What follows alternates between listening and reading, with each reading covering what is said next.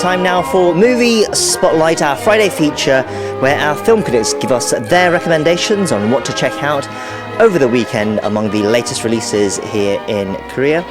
And they're here with me now. First, we have with us Jason Bechervaise. Jason, hello, it's great to see you. Hello, Django.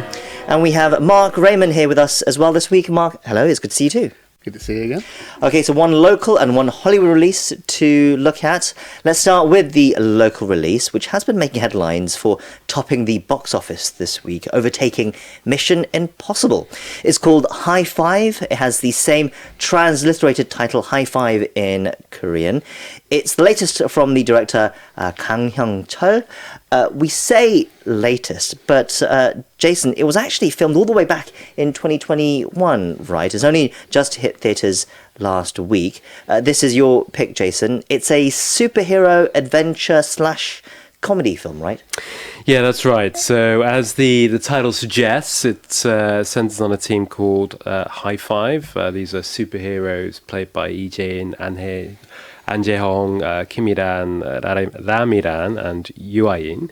And basically they have some sort of transplant, be it a liver, a pancreas, a kidney, whatever. Right. An organ transplant, okay. Yeah, although I think the villain has had a pancreas style. Anyway, that's not an important detail. And, he's this cult leader. And basically, he gets this villain, he gets increasingly powerful by killing others and stealing their power.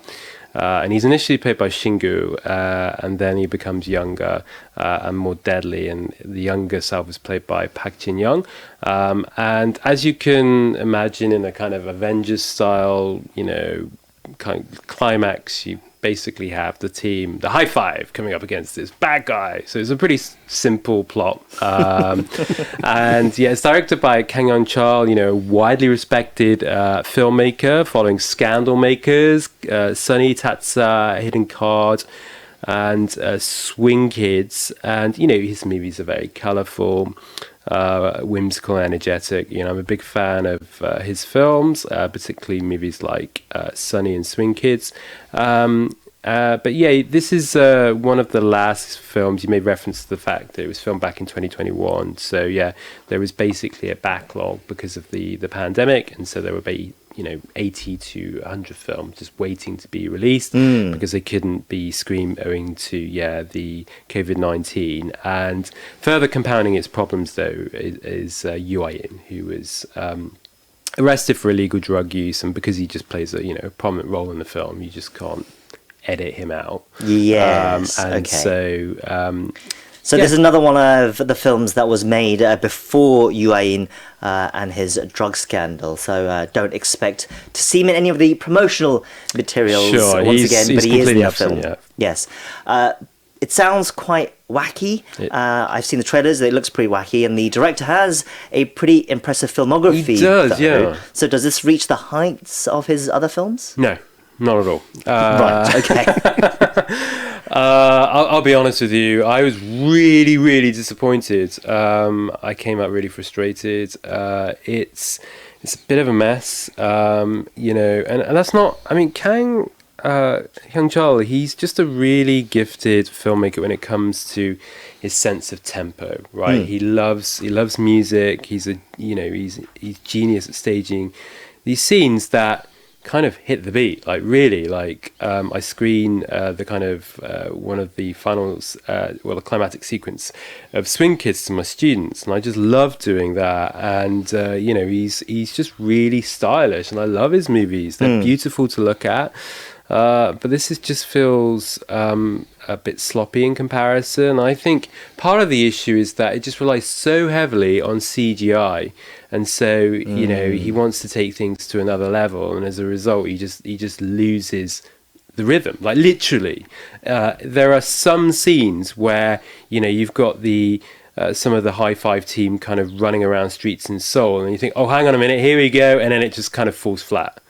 And then the climactic scene at the end, it's like the soundtrack starts. You got the drums. I'm like, here we. Oh, finally, does this film, finally begin? And no, And then I just like, no. And then it goes on and on and on, that kind of, hip Avengers style finale to the film. And so, yeah, I was just really, really disappointed, actually. It has, some comical moments that I think the audience enjoyed. But, for me as a fan of his work, I thought it was really, really subpar. Well, that's disappointing to hear. Mark, did you get to see this film this week? I did not, unfortunately, and after Jason's review, maybe not, even though I, like Jason, I'm also a fan of this director, so I was kind of mildly intrigued, even though, as you mentioned, the trailers look very silly a bit, so I wasn't super keen, but now, I'm not sure when but maybe I'll get to it when it gets to home video, which might be pretty soon. Yeah, I mean, it's been sold to a number of territories. I think North America, Japan, countries in Southeast Asia, like Indonesia. So it is being released overseas. There is a market for it. Right. Jason, as I said at the start, the film has been making headlines because it is currently topping the box office. It's unseated the latest Mission Impossible film. It wasn't directly competing, of course, as Mission Impossible was released 2 weeks earlier. But still, it's a neat headline. This film, though, because I understand it was quite expensive to produce. It was, yeah. It might be topping the box office, but it's actually not doing that well. Right.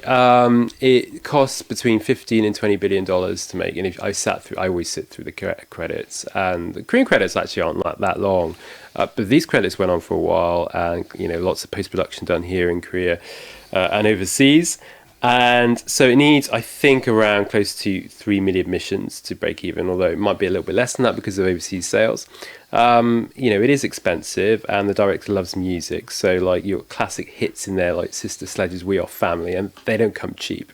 But the reaction here hasn't been too bad, actually, but, I think it's on around 600,000 tickets. But kind of going back to your point, it's that Mission Impossible's been out a little while now, and it's not very difficult to top the box office in this current kind of ecosystem. So it needs legs. If it has legs, like The Match did, which also starred UI in, then it'll be okay.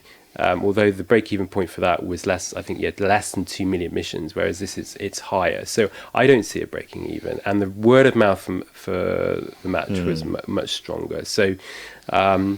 Yeah, it's a pity because, I mean, if you look at his other films, actually, Scandal Makers and Sunny were just two kind of sleeper hits. They did really, really well. Then Tatsu was a bit meh, and Swing Kids, as much as I like it, it was a big disappointment. So, he has been struggling over the last few years. Well, we'll see if it does continue to stay at number one in the box office and whether admission figures do improve. Yeah, I hope so. For the industry, even though I don't like the film, you are a fan of this director. Sure. Do try. Okay, so that was High-Five, out now in cinemas. Let's look to our next film, and this is a Hollywood release that caused quite a lot of excitement over in the US recently. It's called Sinners. The title in Korean is Sinners, 죄인들. It's the latest from Ryan Coogler, most famous for the Black Panther films, I would say. Mark, this is your pick this week. Can you tell us more about it? Yeah, this film is a bit of a unicorn these days. It's a fairly big budget film that's not a piece of IP. It's a kind of an original story, original idea, even though it does have some genre elements. It's set in 30s Mississippi. It stars Michael B. Jordan, who has also worked with Coogler many times before, the first Black Panther film, as well as Creed, which is Coogler's other big film and franchise.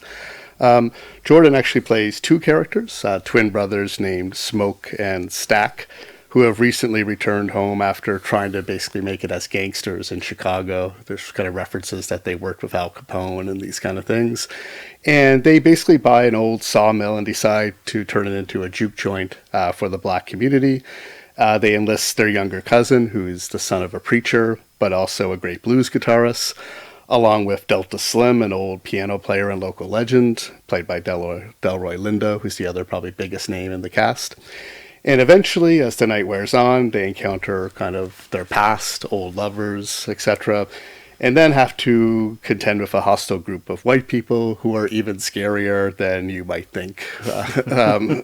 And I won't give too much away, even though the trailers kind of give away a bit of the the genre elements and the horror elements of the film, but it's the basic kind of setup, and it basically takes place over this 1 day period, with the exception of like a coda at the end.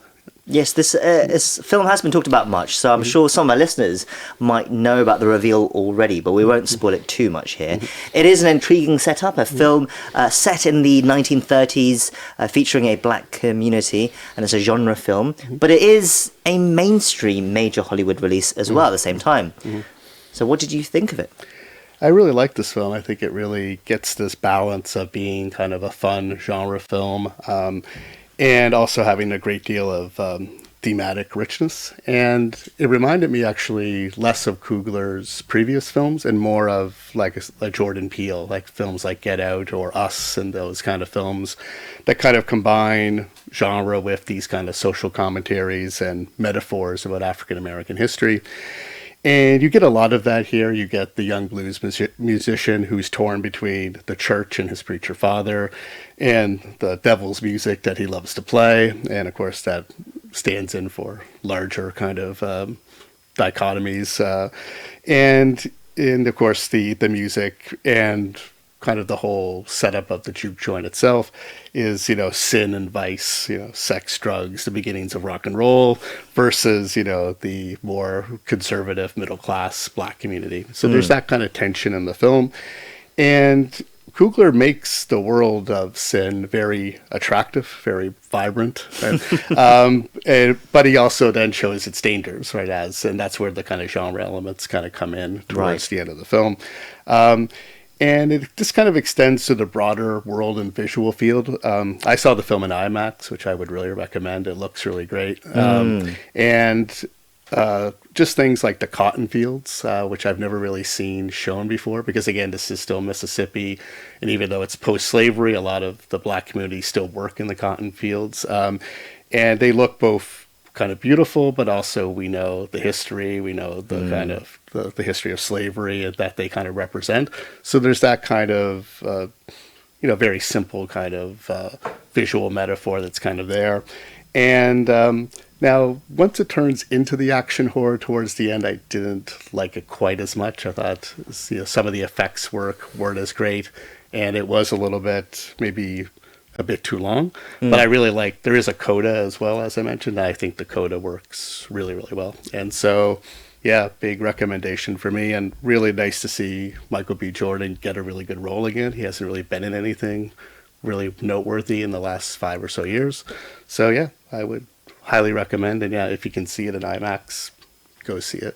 Sure. Wow. So a big thumbs up indeed from Mark, adding to the wave of praise the film has received in the US already. Jason, did you get a chance to see this as well? And what do you think? I did, yeah. No, I totally agree with Mark. It's really, really good. It's just great to see, films dealing with African American history in such innovative ways. I mean, Mark mentioned, the Get Out and the other films by Jordan Peele. And so, yeah, I think, in terms of like films dealing with this subject, I mean, Hollywood has often kind of done this through the lens of slavery, and that just, I don't know, we've kind of seen a lot of that, and this gives characters a lot more agency, and it's just fascinating to see what, how he plays around with genre. And I agree in that, prior to the coda, it becomes less interesting.